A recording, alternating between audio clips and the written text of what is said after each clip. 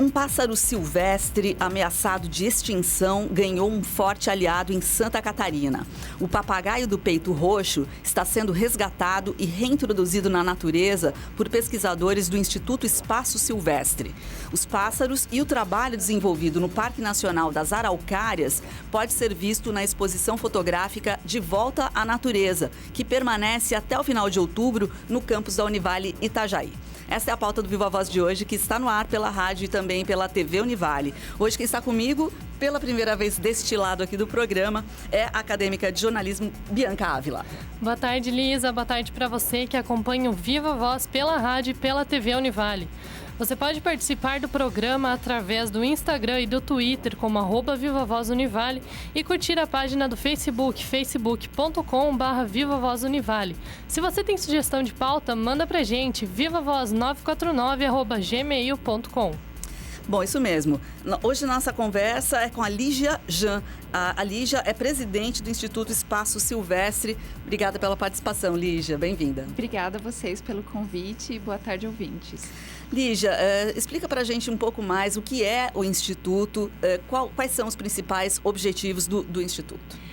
O nosso principal objetivo é restabelecer uma população viável do papagaio de peito roxo no Parque Nacional das Araucárias, que fica no oeste de Santa Catarina, na cidade de Passos Maia e de Ponte Serrada.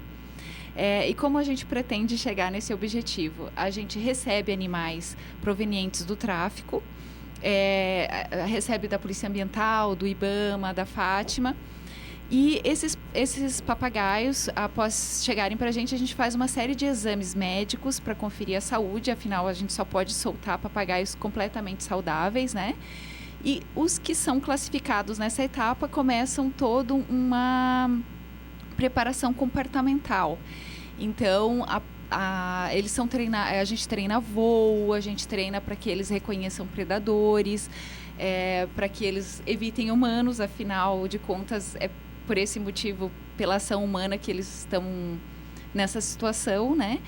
E aí, após os papagaios que forem classificados nessa etapa, eles vão até o parque e depois de uma ambientação são soltos. E aí a gente monitora esses papagaios mensalmente. Eu vi as imagens dos pássaros, são muito lindos, né? Realmente, eles misturam, né? Verde com roxo, a coloração, né? Mas a grande característica é o peitinho violáceo, né? Roxo. Mas eles também têm o vermelhinho em cima do bico, né? A parte principal deles é verde, mas tem azul, tem vermelho nas asas. Eles têm uma coloração muito bonita. Lígia, e qual o tamanho desses pássaros? É do tamanho de um papagaio comum, desses que a gente conhece? Para o ouvinte ter uma ideia básica, ele é um pouquinho menor do que o papagaio verdadeiro, que é o papagaio mais comum. Pouquinha coisa menor. Ele pesa em torno de 350 a 400 gramas. E além da reintrodução do papagaio de peito roxo, quais são os outros projetos que o Instituto tem? A gente trabalha... Todos os nossos projetos são voltados para a reintrodução. Os outros projetos são, além do monitoramento dos papagaios em campo, a gente faz educação ambiental com a comunidade e aí abre o projeto Cidadão Cientista. Por quê? Quando os papagaios se aproximam de uma propriedade lá do local, que basicamente são a agricultura familiar, são vários sítios de agricultura familiar, aí a gente conversa com essa pessoa e se ela topar, ela vira uma cidadã cientista, que ela recebe uma máquina, tira fotos pra gente e coleta os dados que a gente precisa de visitação, de comportamento. E é muito bacana, porque até hoje a gente nunca teve uma negativa. Todas as pessoas toparam participar e fizeram um excelente trabalho. Desculpa, é que tem outros projetos. Claro. Tem o projeto de geração de renda, que a gente, fazendo a educação ambiental na comunidade, percebeu que as pessoas de lá também retiravam da natureza porque precisavam dessa renda extra. Então, a gente criou o grupo de mulheres que faz produtos artesanais com o tema do papagaio de peito roxo e da araucária, para que eles possam ver como ganhar dinheiro com o papagaio na natureza, né? Claro. Que é um dinheiro que não tem fim daí, né? Porque o bicho, como o bicho já estava extinto no local, o papagaio já estava extinto lá na região por conta dessa extração para animais de estimação. Para animais, eles vendiam os pássaros. Vendiam para manter como... Você já falou um pouquinho sobre a coloração e tal, mas fale um pouquinho mais sobre as características do papagaio de peito roxo. Isso. Ele é um papagaio que ocorre desde o sul da Bahia até Paraguai e Argentina, sempre pelas matas mais de altitude, pelas matas de araucária. Então, esse papagaio tem uma função muito importante biológica dentro dessa floresta, porque ele é um importante dispersor da semente do pinhão, né? E a araucária também é uma espécie que está muito ameaçada, só existe hoje 3% da área original desse tipo de floresta. E o Parque Nacional das Araucárias é um remanescente muito importante, né? Então, é por isso que foi importante reintroduzir o papagaio lá. Ele vive em média de 40 anos.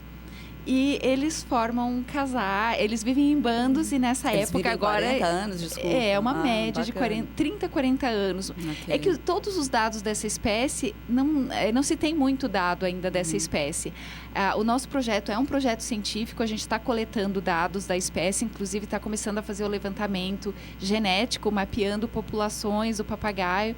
Então, esse projeto é muito importante em várias áreas. Eu acho que acredito que a área mais importante é essa científica, porque começa a levantar dados que não se tem ainda sobre a espécie, que é uma espécie que já está ameaçada e nem se conhece muito sobre ela. E atualmente, quais fatores podem contribuir para o risco de extinção dessa espécie? Eu acho que o principal fator é o desmatamento e a retirada de filhotes da natureza. Eu vejo que as pessoas ainda existe muito a retirada de filhotes, é uma coisa que o pessoal está mais consciente, é menos do que foi no passado já. Na nossa região, por exemplo, eu não vejo ninguém da comunidade mais fazendo isso, a comunidade virou uma aliada, mas o desmatamento sim é uma séria ameaça. E essa região onde o Parque Natural das Araucárias é onde o Instituto se localiza ou não? Como é que funciona isso? A sede, na verdade, como uma ONG, a gente é bem pobre de recursos, né? Toda ONG luta tem esse grande empecilho. A sede do Instituto é aqui em Itajaí. Certo. O trabalho, toda a parte de reabilitação é feita em Itajaí. E lá no Parque Nacional das Araucárias a gente vai todos os meses, né? Então, existe uma fazenda que é do seu Edmir, né? A Fazenda Mexeira, que gentilmente cede o espaço para que a gente faça. Tem uma área de mata muito boa, então a gente faz a ambientação dos papagaios lá, para depois fazer a soltura. Muito bem. E sobre o ecossistema ali no Parque das Araucárias, né? Como é ali? É uma região que eu, por exemplo, não conheço nada a respeito. Como é aquele espaço? É uma região muito linda, cheia de riquezas naturais, mas foi muito explorada pelas madeireiras. O parque foi criado... Foi feita a desapropriação, são muitas fazendas, eram várias fazendas que principalmente exploravam a madeira, né? Então, tem muito plantio de eucalipto e tudo mais. Mas há 8 anos esse parque foi instituído, então já existem regras para esse manejo.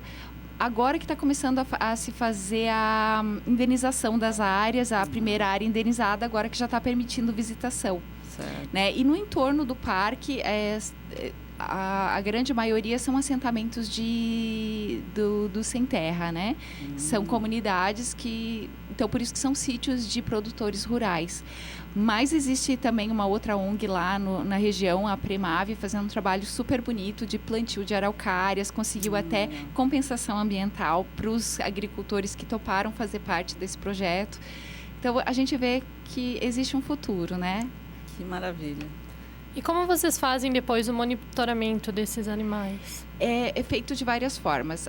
Os animais são soltos com rádio colar, então a gente tem uma antena onde a gente localiza, mas a principal forma é a comunidade. Com a ajuda da comunidade, a gente distribui ímãs de geladeira com o nosso telefone, então quem vê um papagaio acaba nos ligando e avisando e a gente vai monitorar. Então a gente já tem um padrão meio que de dispersão, a gente vai... monitorando, né, em todas as regiões, visualmente, através da audição, né, pela vocalização deles, mas quem nos ajuda, que dá a principal ajuda é a comunidade. São Olha cidadãos só. cientistas. Que bacana isso, né? E hoje vocês já têm uma estimativa de quantas aves estão ali na região do parque? Na verdade, a gente já fez a soltura de 83 aves. A gente já teve evidências de predação, a gente já encontrou papagaios predados, que isso acontece porque faz parte do papel ecológico dele da natureza, mas a gente também já teve o registro de filhotes, que isso é a legal. grande prova de que o projeto está dando certo, que os papagaios estão adaptados. Mas não se tem um número ao certo, porque os melhores papagaios, eles estão em áreas de mata fechada, então a gente às vezes acaba nem vendo, não consegue controlar exatamente o número de filhotes que já nasceram. Santa Catarina é o lugar onde ainda existem sobreviventes da espécie, ou em outros pontos do país a gente ainda encontra papagaios? Existem, desde o sul da Bahia ainda existem papagaios, né? Toda essa região ainda existem, mas eles estão em números bem menores do que eram antes. Por exemplo, a gente entrevistando as pessoas da comunidade, eles falavam assim, nossa, há 25 anos atrás, eu via nuvens de papagaio passando, eram bandos gigantes de papagaio, né?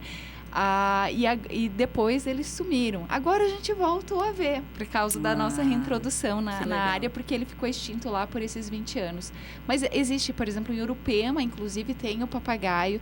Para quem gostaria de ver um papagaio com facilidade, no Urupema existe o festival do papagaio de peito roxo e do papagaio charão. É feito geralmente em março, maio, porque o papagaio charão migra do Rio Grande do Sul para Urupema. E aí se junta com os papagaios de peito roxo que ali, então, e fica um espetáculo muito lindo, porque aí a gente vê a nuvem de papagaio passando. Olha só.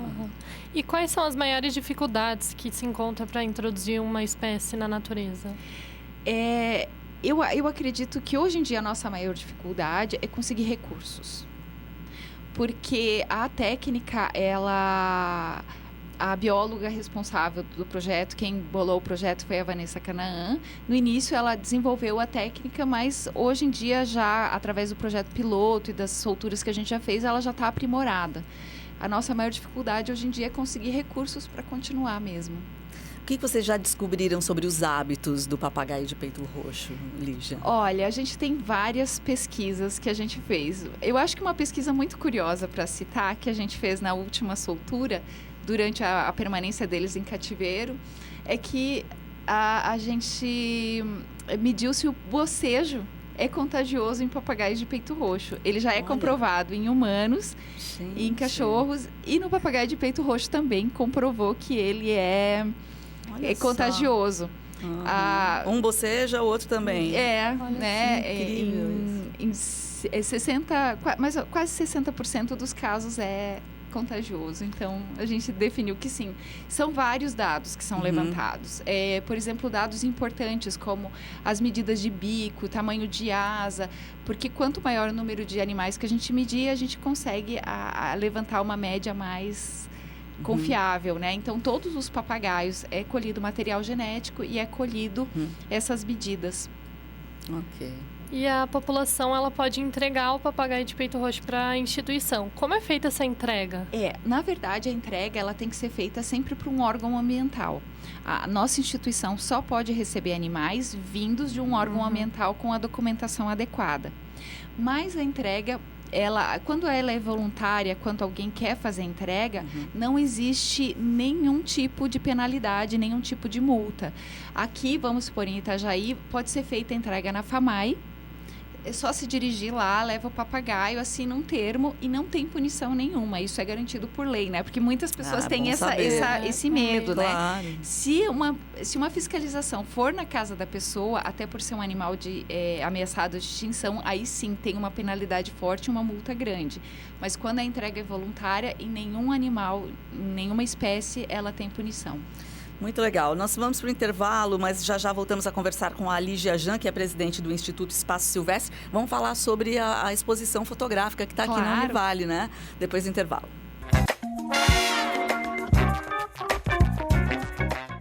Já estamos de volta, hoje conversando com a Lígia Jan, que é presidente do Instituto Espaço Silvestre. Ela está aqui nos informando sobre o papagaio do peito roxo. Tem uma exposição muito bacana aqui na Univale, no campus Itajaí, que fica até o final do mês, né, Lígia? Isso. Ela é uma exposição que mostra com textos e imagens toda a história do projeto, mostra tudo isso que eu já falei hoje, assim, né?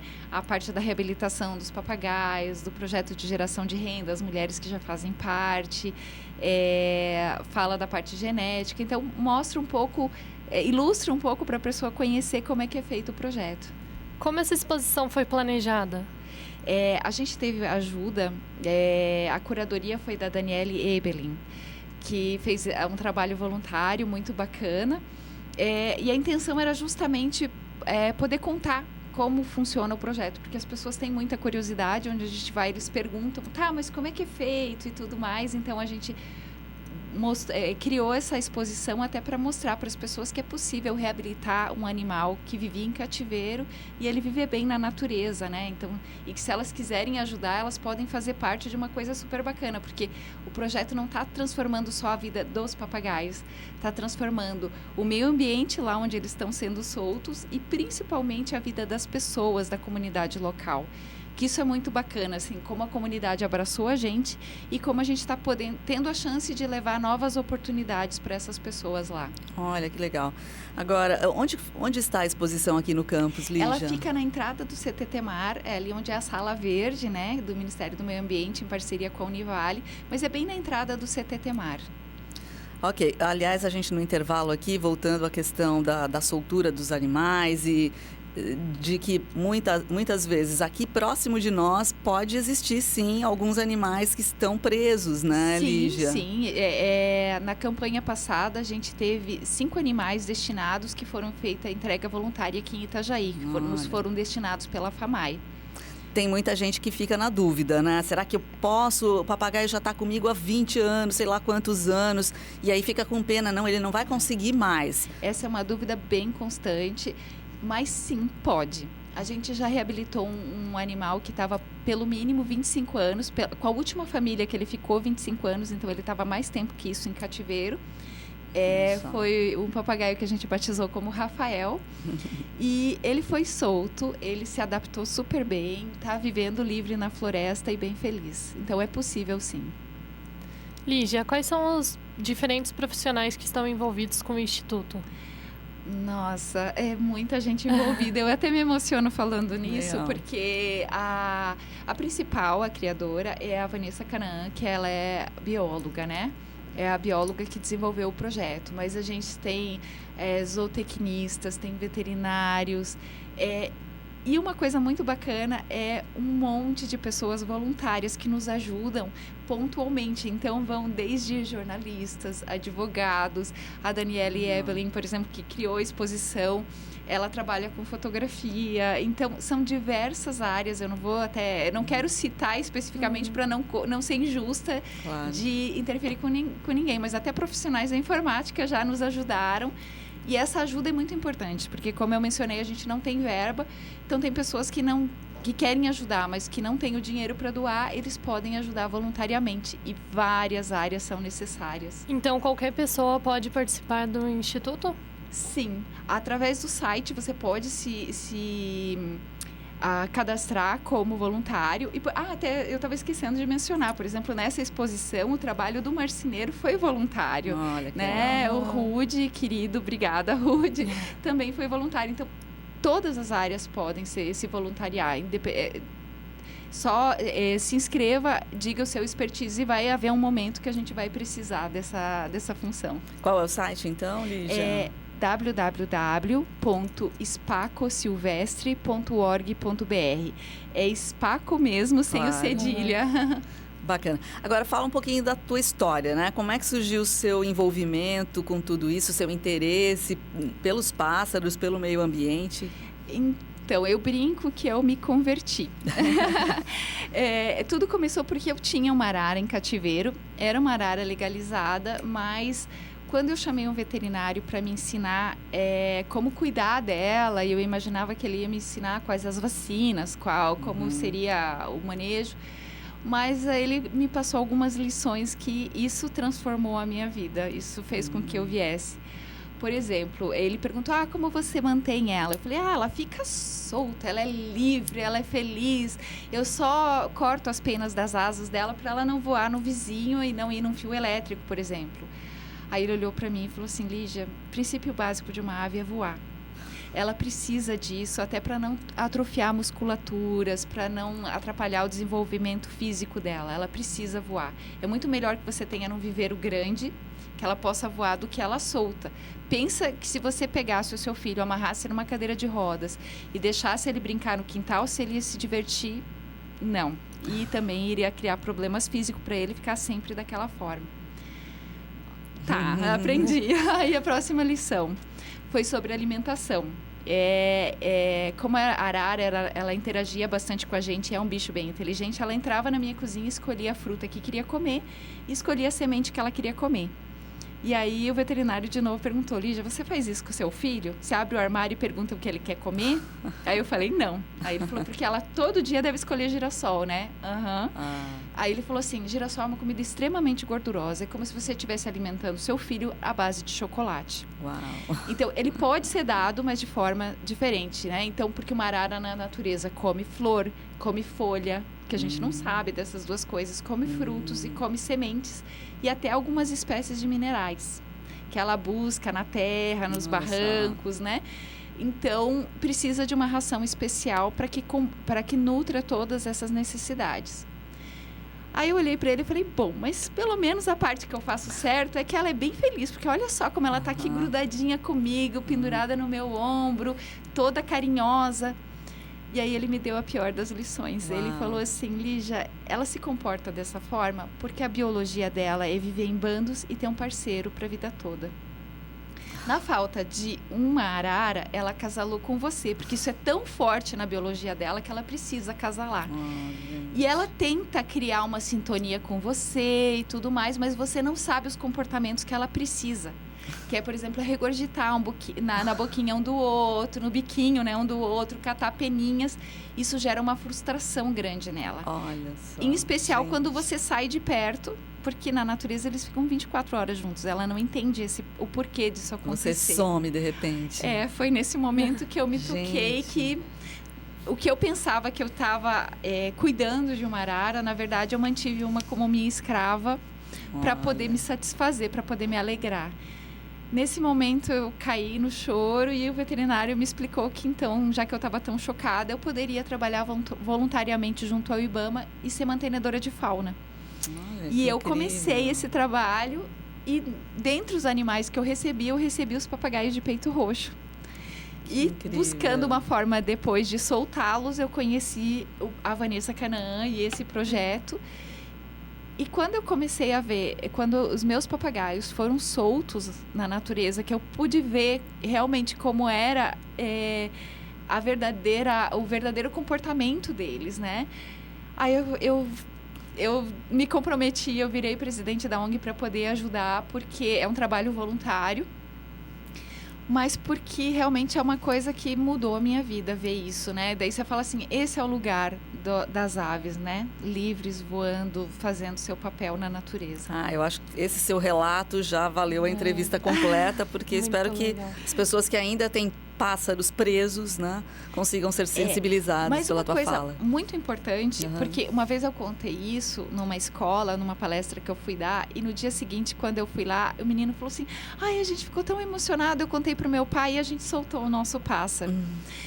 E aí eu me senti um pouco frustrada, porque na verdade, assim como não é bom prender, também não pode se abrir a gaiola e soltar. Antes da soltura, a ave precisa passar por uma preparação gigantesca, porque senão a chance de sobrevivência dela na natureza é muito pequena.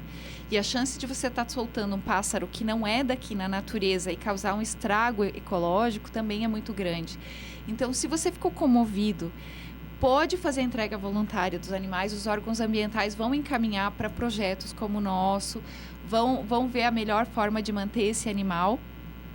e só vão ser soltos após um criterioso, uma preparação criteriosa. Olha só. Aliás, essa era uma das questões. Como é que vocês sabem que o papagaio está pronto para voltar para a natureza? Esse é o papel da Vanessa. Ela, depois do treinamento que é feito, ela faz os testes. São vários testes. Testes de voo, para ver, então ela testa de várias formas se a ave consegue voar por bastante tempo, se ela consegue fazer manobras, né? Se ela sabe, se ela tem habilidade de voo, se ela sabe reconhecer predadores, se ela sabe evitar humanos, se ela sabe buscar refúgio. São testes específicos, né? Olha, e que a Vanessa é especialista e faz. Muito legal. Olha, adorei saber um pouco mais sobre o papagaio do peito roxo.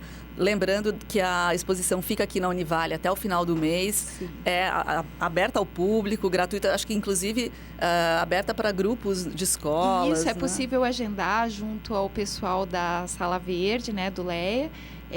Eu agora não tenho o número em mãos, mas eu acho que a gente pode passar depois aqui. Com certeza. E é possível agendar as visitas e tem até atividades bem bacanas para as crianças virem fazer. Ok, nós vamos deixar tudo isso lá linkado no nosso site também. Lígia, muito obrigada, então. Muito bacana esse trabalho. Vamos esperar que o papagaio seja realmente livre e que existam muitos soltos na natureza em breve, né? Sim, a boa notícia é que já está aumentando a população. Então, se você quiser fazer parte, venha, acesse o nosso site, veja como participar, seja como voluntário, seja através de doações, seja simplesmente assinando o boletim informativo já nos ajuda. Venha fazer então, parte. Espaco Silvestre. espacosilvestre.org.br. Bacana, nós conversamos com a Lígia Jan, que é presidente do Instituto Espaço Silvestre. E a gente termina por aqui, né, Bianca? É isso aí, Lisa. Muito obrigada, principalmente a você de casa, acompanhando mais um Viva Voz. Nos encontramos no próximo programa. Até lá!